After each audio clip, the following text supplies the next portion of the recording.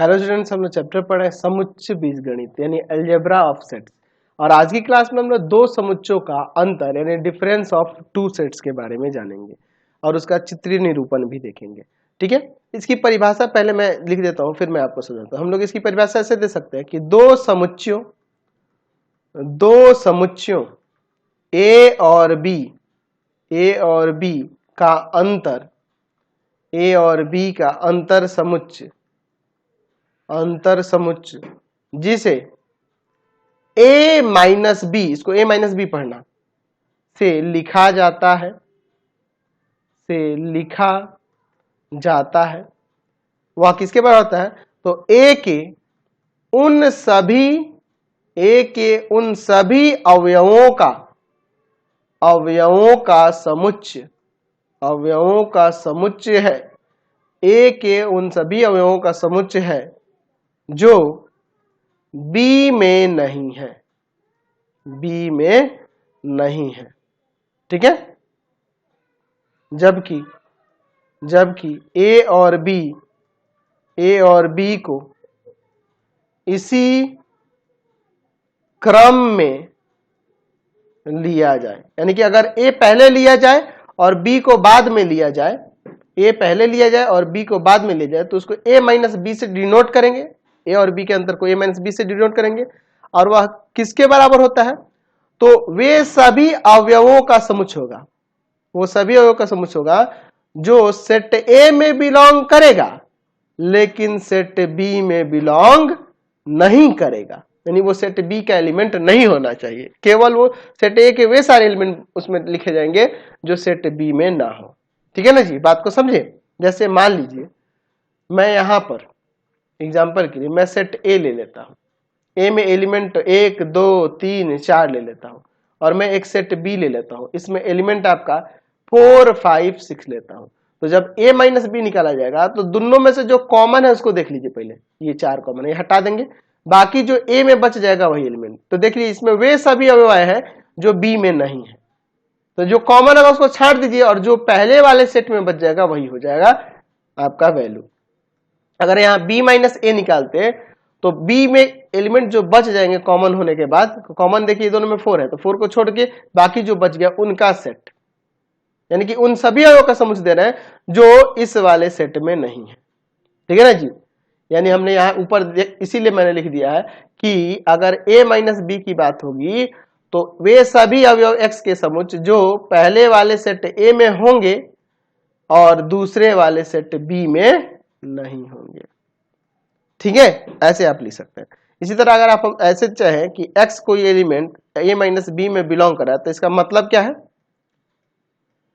X कोई element जो A minus B में बिलोंग कर रहा है, इसका मतलब है कि X बिलोंग कर रहा है A में और X नहीं बिलोंग कर रहा है B में। या अगर ऐसे दिया हो तो इसको ऐसे भी आप लिख सकते हैं। इंप्लाइज एंड इंप्लाइज में इसीलिए मैंने लगा है।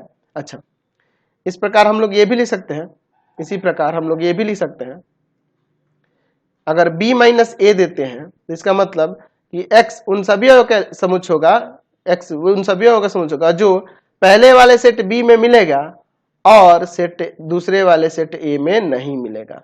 या हम ऐसे भी लिख सकते हैं कि X अगर बिलोंग कर रहा है B माइनस ए में तो इंप्लाइज एंड इंप्लाइज बाई, इसका मतलब हुआ कि X बिलोंग्स टू B और X not belongs to A। ऐसे समझ गए? चलिए अब इसका हम लोग चित्रीय प्रदर्शन भी देख लेते हैं। तो यहाँ पे मैं हेडिंग देता हूं, यहाँ पर लिख देता हूं कि अंतर समुच्चय का चित्रीय प्रदर्शन। ठीक है, चलिए देखते हैं इसका चित्रीय प्रदर्शन। पहले हम लोग देखते हैं, एक पहला देख लेते हैं, एक यूनिवर्सल सेट लेते हैं और एक सेट A और माइनस बी ले लेते हैं। A माइनस बी जब A सब प्रॉपर सबसेट हो B का। प्रॉपर सबसेट का मतलब समझ रहे हैं ना? प्रॉपर सबसेट का मतलब समझ रहे हैं ना? जब A के सारे एलिमेंट B में हो और B में कुछ ऐसे एलिमेंट हो जो A में ना हो, यानी कि इस तरह से उसको दिखाएंगे एक दूसरे के अंदर। ये set B, whole set B हो गया, ये ए हो गया। देखिए ए सेट के सभी बी में है लेकिन बी में कुछ एक्स्ट्रा है जो ए में नहीं है, इसको कैसे नहीं दिखाएंगे जी? अब a माइनस बी करेंगे तो a में कोई एलिमेंट बचेगा ही नहीं जो b में ना हो, क्योंकि a b का प्रॉपर सबसेट है। यानी कहने का मतलब मान लीजिए a सेट में एलिमेंट आप 1 2 ले लिए और b सेट में एलिमेंट लेते हैं 1 2 3 4, तो a b का प्रॉपर सबसेट है ना जी। a के सारे एलिमेंट b में और b में कुछ ऐसे एलिमेंट है जो a में नहीं है। तो आप यहाँ a माइनस बी निकालोगे तो आप देखो दोनों में कॉमन 1 2 है, तो इसमें कोई एलिमेंट ही नहीं बचेगा, यानी फाई आ जाएगा। तो याद रखना कि a माइनस बी जब a b का प्रॉपर सबसेट होता है तो a minus B equal to phi हो जाता है, रिक्त समुच्चय। इसमें कोई भी छायांकित नहीं करेंगे, ठीक है ना जी। ये हमने यहाँ पे एक सीखा। उसी प्रकार अगर मान लीजिए यहाँ पर ये यूनिवर्सल सेट हो गया, यहाँ पर हम लोग ले लेते हैं a माइनस बी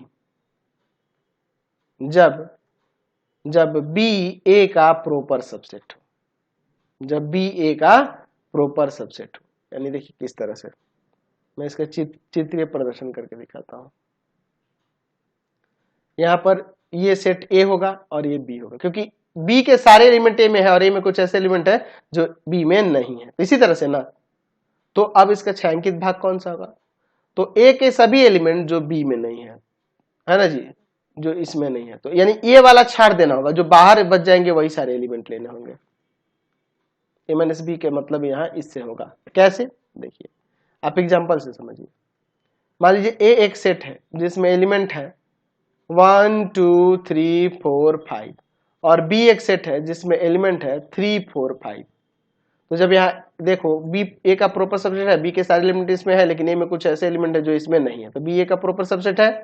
तो अगर यहाँ a माइनस बी निकालोगे तो देखो क्या बच जाएगा, कॉमन है उसको छाड़ दो, a में जो बच गया 1 2, यानी कि कॉमन जो है उसको अलग कर देंगे, जो एक्स्ट्रा इसमें बच गए वो वाले। तो इसी यही ना एक्स्ट्रा पार्ट बचा है, इसी को छायांकित कर दिए, ठीक है ना जी।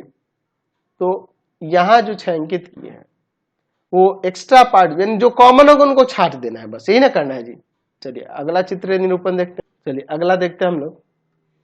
यहाँ पे चित्र निरूपण a माइनस बी जब ना तो a प्रॉपर सबसेट हो b का या ना तो b प्रॉपर सबसेट हो a का, कोई एक दूसरे के प्रॉपर सबसेट, यानी कुछ ही एलिमेंट उनमें कॉमन मिले। तो ये सेट a ले लेते हैं, ये सेट b ले लेते हैं, ठीक है। तो a माइनस बी के कंडीशन में a में जो बच जाएंगे कॉमन जो उसको छाड़ दो, और जो a में बच गया यानी कि ये वाला पार्ट ये ना छायांकित होगा, ठीक है ना जी। उसी तरह से यहाँ पे देखिए दूसरा प्रदर्शन समष्टीय समुच्चय। यहाँ पर a माइनस बी या हम b माइनस ए अब की बार निकालते हैं, b माइनस ए जब ना तो a सबसेट हो b, a प्रॉपर सबसेट हो b का, ना b प्रॉपर सबसेट हो a का। तो इस कंडीशन में b माइनस ए क्या होगा? तो ये a सेट है, ये b सेट है, तो b माइनस ए कंडीशन में जो कॉमन है उसे छाट देंगे और जो सेट b में बच जाएगा यही एक्स्ट्रा वाला पार्ट है ना जी। चलिए अगला प्रदर्शन देखते हैं। यहाँ पर हम लोग यूनिवर्सल सेट ले लेते हैं। हम लोग लेते हैं a माइनस बी जब a इंटरसेक्शन b फाई हो, यानी कि a तथा b यहां पर लिख सकते हैं असंयुक्त समुच्चय हो, यानी कुछ भी एलिमेंट उनमें कॉमन ना हो, ठीक है ना जी। तब उस कंडीशन में क्या करेंगे? तो एक भी एलिमेंट कॉमन नहीं होगा तो अलग अलग सेट बना देंगे, है ना जी, क्योंकि एक भी एलिमेंट इनमें कॉमन नहीं है। सेट ए है, सेट बी है। अब देखो समझ लीजिए एक एग्जांपल से। मान लीजिए एक सेट ए है जिसके एलिमेंट 1 2 3 है और एक सेट बी है जिसमें एलिमेंट है 4 5। तो इस कंडीशन में अगर a माइनस बी निकालते हैं तो जो a कॉमन है उसको छाड़ दीजिए और जो a में बच गए, तो कॉमन तो कुछ नहीं है, a में जो बचे हैं वही लिख देंगे 1 2 3, यानी कि पूरा फिर सेट a ही आ जा रहा है। यानी कि छायांकित किसको करेंगे? इस सेट को करेंगे। तो हमने देखा यहाँ पर एक प्रॉपर्टी निकाल दी कि a माइनस बी किसके इक्वल होगा? यहाँ a माइनस बी a ही होगा जब a और b का इंटरसेक्शन फाई हो, ठीक है। एक और देखते हैं यहाँ पे प्रदर्शन। एक हम लोग यूनिवर्सल सेट ले लेते हैं। यहाँ पर हम लोग लेते हैं कि b माइनस ए जब a इंटरसेक्शन b फाई हो, यानी कि ये असंयुक्त समुच्चय हो, तब यहाँ पर सेट a यहाँ पर सेट b।